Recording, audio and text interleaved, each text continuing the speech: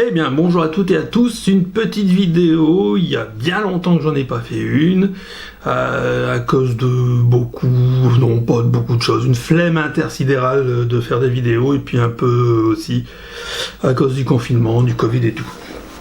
Alors, et ça, j'ai pris pas mal de poids. Mais ça c'est un autre problème.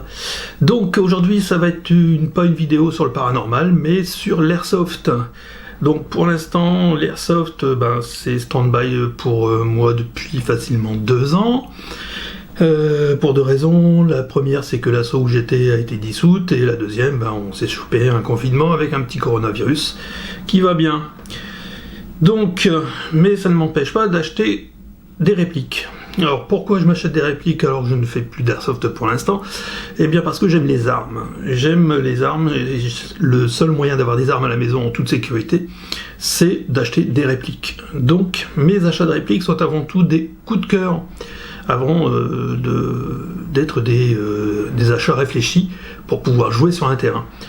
Je disais donc, le Python, je l'ai acheté parce que j'adore cette arme, et je ne pourrais pas jouer avec, même si j'ai essayé les cartouches de Dan Wesson, elles passent dedans, elles ne dépassent pas du barillet, elles flottent un petit peu dedans, mais j'ai fait quelques tirs avec, et j'ai eu aucun incident de tir. Donc je pourrais jouer, mais c'est pas la réplique, je n'ai pas acheté pour jouer sur le terrain, c'est pour dire d'avoir un Python. Donc là, je me suis acheté cette année 2 répliques de points, sur des achats coup de cœur, surtout avant de pouvoir savoir si je pourrais jouer un jour avec le terrain, et une autre réplique, on va parler plus d'un pistolet mitrailleur que j'ai acheté il y a déjà 1 an, qui n'a pas encore vu le terrain, et que j'ai même pas encore tiré avec. Mais vous allez comprendre pourquoi. On va commencer par un Taurus, le PT92,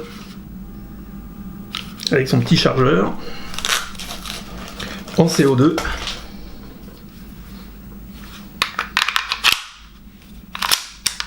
blowback, full metal. Voilà. Alors pourquoi celui-là? Parce que je l'ai acheté chez un armurier près de chez moi. Il était en vitrine, et je l'ai trouvé carrément badass, quoi. Donc voilà, c'est avant tout un achat coup de cœur. Je ne sais plus quelle puissance il délivre, mais c'est un blowback full metal. Ce n'est pas du bois, j'y reviens après. Et il y a un mode rafale, donc c'est excellent. J'avais pas, il fallait. Maintenant j'ai essayé j'ai tiré 2 chargeurs avec une cartouche de CO2. Donc en coup par coup, et le deuxième chargeur en rafale. Et là, ça a été la fin de la cartouche. Donc elle est partie très très vite. Donc, que dire de plus? Je l'ai pesé, il fait à vide 857 grammes. Et avec le chargeur, il fait 1,112 kg. Le chargeur, à lui, il fait 255 grammes. Donc on sent qu'on a quelque chose dans la main. Et voilà, quoi. On sent vraiment... ici, pour le démonter. Donc on va pas le démonter. Alors, ici, donc... Là, on a du plastique. Ça imite assez bien le bois, mais c'est pas dérangeant, contrairement à la réplique. Parce que ici, on a quand même des grippes. Les grippes pour l'armée, c'est vraiment... Elle est agréable, même si l'arme est lourde, elle est agréable à tenir. Voilà. Donc, petit bémol pour le plastique ici. Et je pense que si je l'utilise trop en full métal, je risque de casser, de par le métal qui est utilisé pour celle-ci, j'ai peur de casser la culasse. C'est un métal, je sais pas exactement ce que c'est comme métal, mais même s'il a l'air bien solide, je pense que si je le fais trop en full, à un moment donné, je vais casser la culasse. Donc celui-là, je l'ai payé 150 chez un armurier. Et il a de la classe.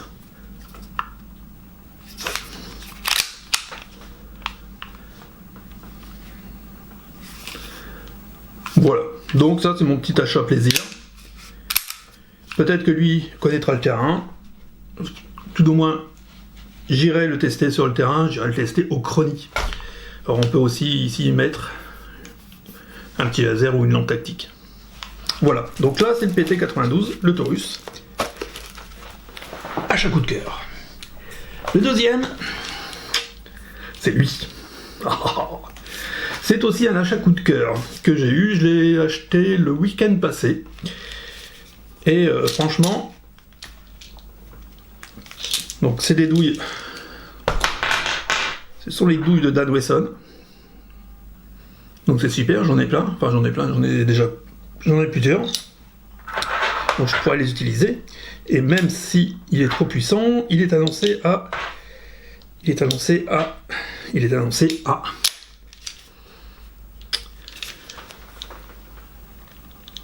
voilà, 0,99 joules.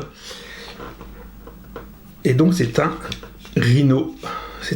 Alors celui-là, je l'ai déjà vu en vrai. Et ce qui me plaît dans cette arme, c'est sa forme, c'est son originalité, cette bande ventilée, cette énorme bande ventilée, et le fait que le canon soit ici, et non pas ici. C'est vraiment l'originalité. Alors, je ne l'ai pas encore testé parce que je l'ai reçu,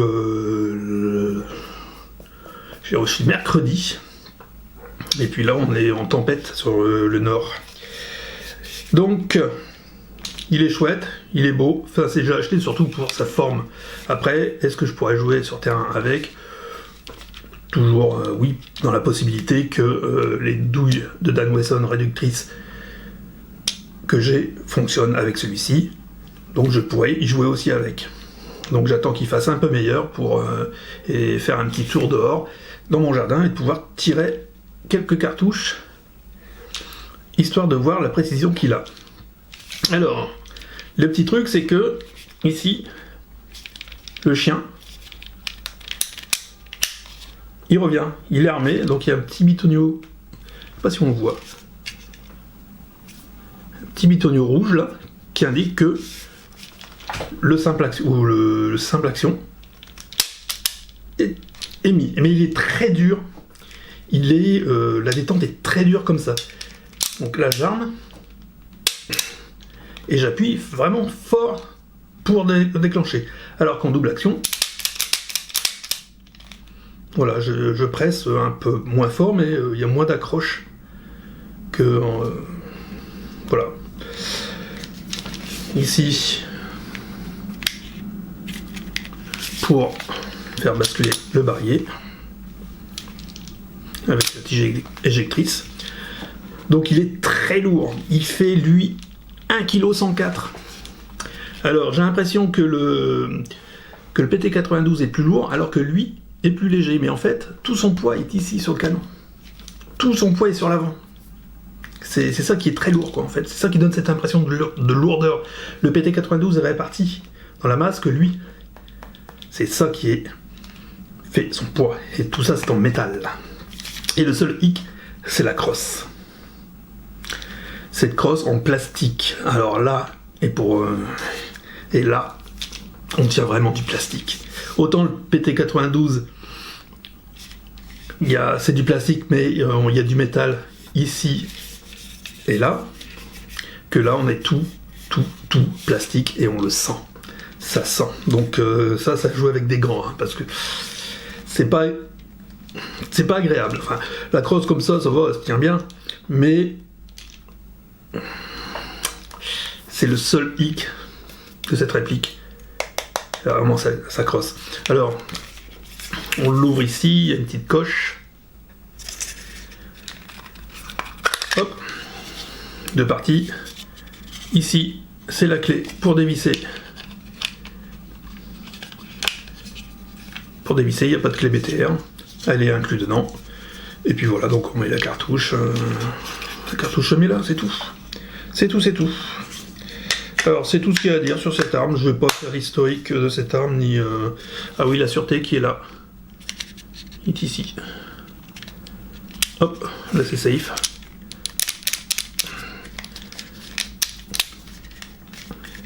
Et là, c'est plus safe. Voilà. Donc là-haut c'est réglable. Ici j'ai une petite vis, je ne sais pas à quoi elle sert, mais c'est surtout la gueule du flingue qui me plaît, quoi. Alors ici on a un rail pour mettre encore quelque chose, mais le canon est déjà très lourd. Si c'est pour ajouter encore une petite centaine de grammes, c'est une réplique qui va pas être facile à jouer. Alors, hop, je la pose ici. Et ma troisième réplique que j'ai achetée chez Airsoft Opération, avec qui il m'est arrivé une petite bricole que je vais raconter. C'est lorsque je l'ai acheté, je l'ai payé quand même 400 € et quelques. Ouais, 400 €. Et quand je l'ai reçu, donc j'étais tout content, tout fin heureux. Et je me suis rendu compte qu'il n'y avait pas de batterie. Et non, il n'y avait pas de batterie. La réplique est vendue sans batterie. Donc je les ai contactés, leur expliquant que là, il n'y avait pas de batterie. Ils m'ont dit oui, normalement ces répliques-là sont vendues, cette marque-là est vendue sans batterie. Sauf que c'était pas stipulé sur leur site, donc je leur ai demandé de m'envoyer une batterie. Ce qu'ils ont fait, un peu à contre-cœur, mais c'est ce qu'ils ont fait. Sauf que cette batterie, en fait, est trop grande pour ma réplique ici présente, que je ne vais pas tarder à vous montrer. Et j'ai dû donc racheter une autre batterie, plus petite, parce que le logement est très petit. Et qu'est-ce qui coûte 400 balles? C'est ça. C'est une Sterling. Et plus précisément, c'est l'arme des Stormtroopers de Star Wars. Donc celle-là, je l'ai depuis... Elle prend la poussière. Je l'ai depuis facilement 1 an. Ouais, 1 an. Mais elle est de toute beauté. Et j'ai dans l'idée de la customiser en blaster. Alors, il y a... Elle se déplie, la crosse se déplie. Elle est full métal. Je ne sais plus comment on fait pour la mettre d'épaule. Parce que ça, normalement, on peut la mettre d'épaule. Voilà, ça se fait comme ça. Bon. Voilà, ça se met comme ça. Avec ici un petit œilleton qui se bascule pour avoir un œilleton plus ouvert. On le verra pas, mais on a celui-là ou celui-là. Donc réplique tout métal, je sais plus combien elle pèse, je l'ai pas pesé. Le chargeur, un chargeur 130 en métal aussi, mais très léger, c'est la réplique qui est lourde. Et donc j'ai dans l'idée de la transformer en blaster des Stormtroopers. Donc ce sera pas tout de suite. Hop, donc on la remet en position. Toc, voilà. Avec le pionnier d'armement, mais purement fictif, hein. Le sélecteur de tir, coup par coup, rafale. Je sais plus s'il y a encore la batterie. Ouais. Et la batterie, elle est dans ce logement. On la voit ici, je sais pas si on la verra bien ici, mais en fait j'ai très peu d'espace pour mettre la batterie. Et je vais pas la retirer parce que j'ai vraiment galéré, j'ai vraiment que ça, d'espace pour la batterie. Et j'ai un petit peu galéré à en trouver, j'étais pas sûr parce que les batteries où il n'y a pas forcément la taille à l'indiquer sur les batteries, et j'en ai commandé une qui semblait être bonne, je l'ai commandée au pif. Et puis voilà. Donc ça c'était moi aussi un achat coup de cœur, qui ne verra peut-être jamais le terrain, mais voilà, c'était un achat coup de cœur. Sur ce, cette vidéo va prendre fin. Je vous dis à bientôt, prenez soin de vous. Tchuss.